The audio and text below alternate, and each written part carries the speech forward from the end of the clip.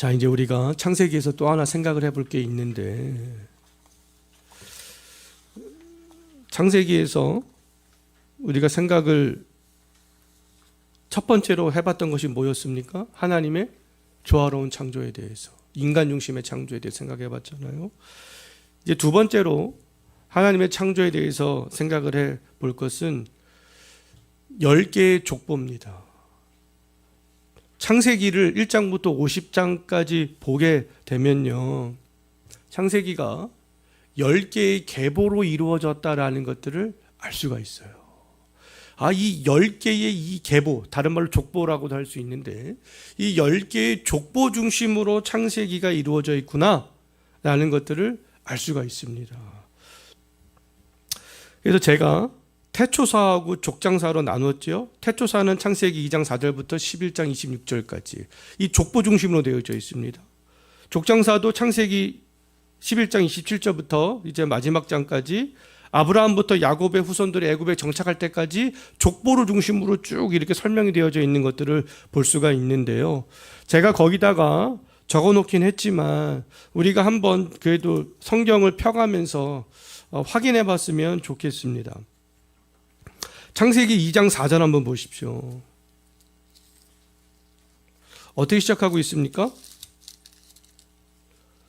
이것이 천지가 창조될 때에 하늘과 땅의 내력이니, 하나님의 창조에 대한, 말하자면 계보에 대해서 시작을 하고 있습니다.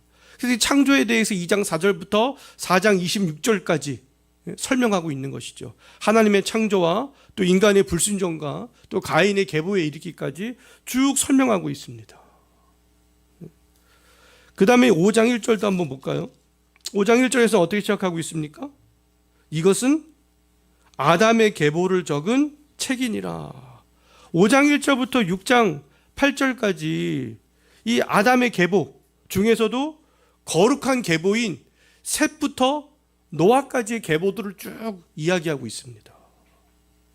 그다음 6절 이제 9절 한번 볼까요? 6장 9절 어떻게 시작합니까? 이것이 노아의 족보니라.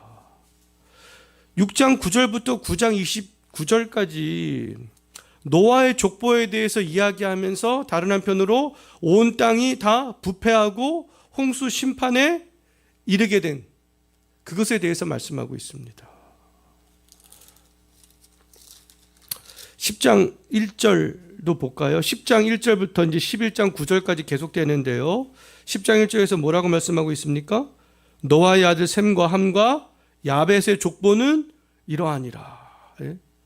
그래서 이제 모든 민족들의 계보에 대해서 쭉 얘기합니다.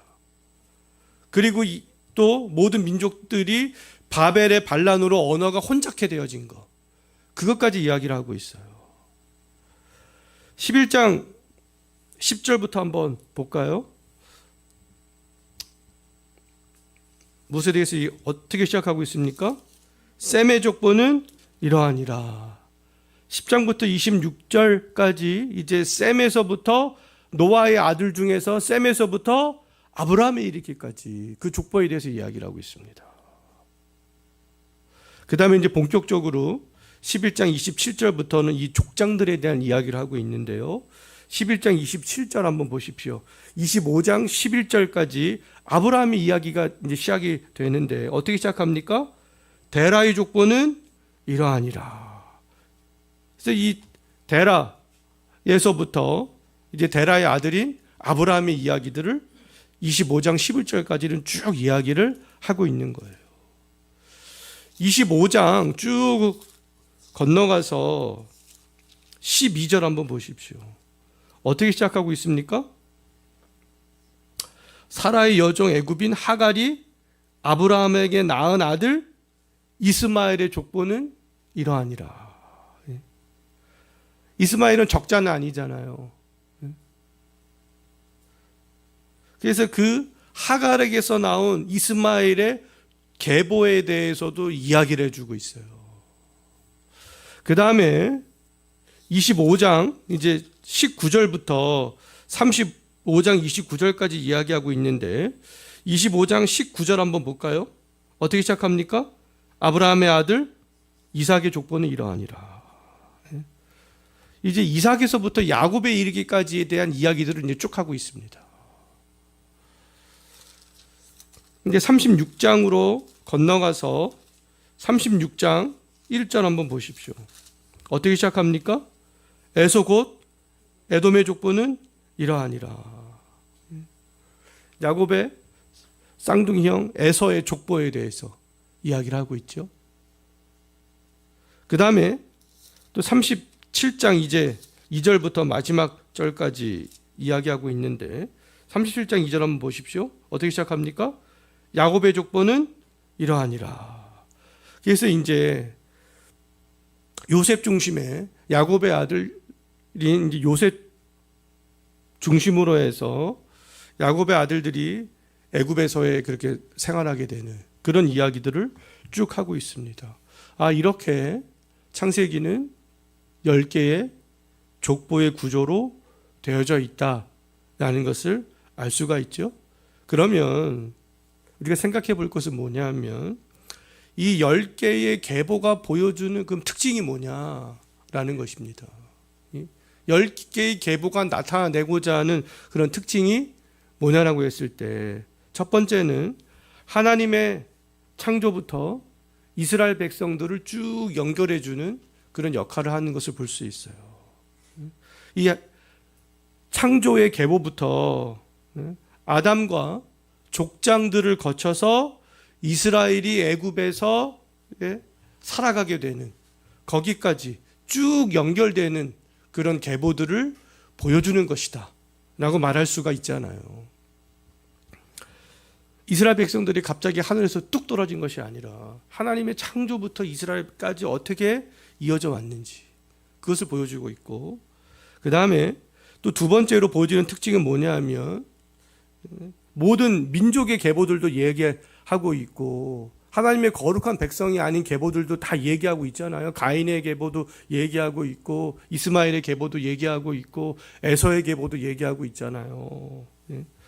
그러면은 거룩한 백성이든지 거룩한 백성이 아니든지 다 모든 민족은 하나의 뿌리에서 나왔구나.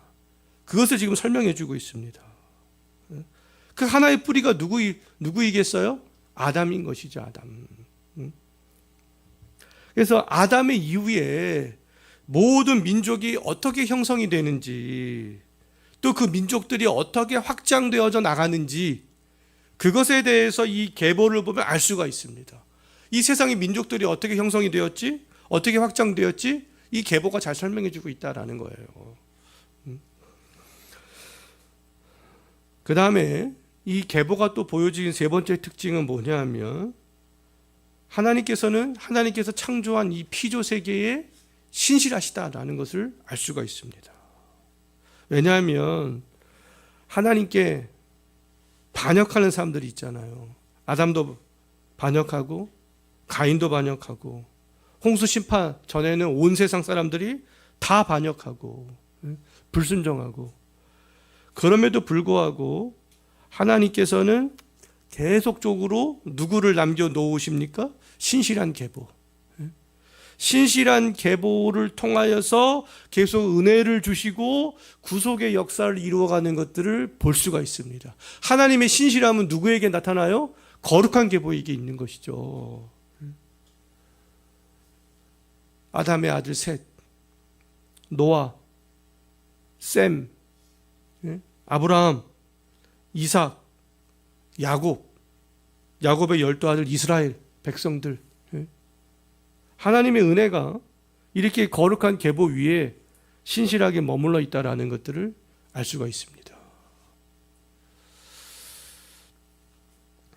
그리고 이제 마지막으로 이 계보가 보여주는 특징이 뭐냐 하면 이 모든 피조 세계가 하나님의 통치 아래에 있다라는 것들을 알 수가 있어요.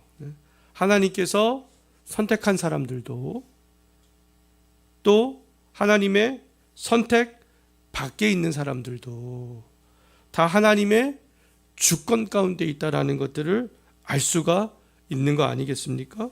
거룩한 계보인 아담과 셋과 노아, 셈과 아브라함과 이삭과 야곱, 또 심판받을 인류들도 보여주고 있잖아요. 아담의 후손이 가인과 또 노아의 아들이었던 가나안과 열국의 이방 백성으로 확장해 나가는 그 모든 민족들과 다 하나님의 다 주권 아래에 있고 통치 아래에 있다라는 것들을 우리는 이 계보를 통하여서 알 수가 있겠습니다.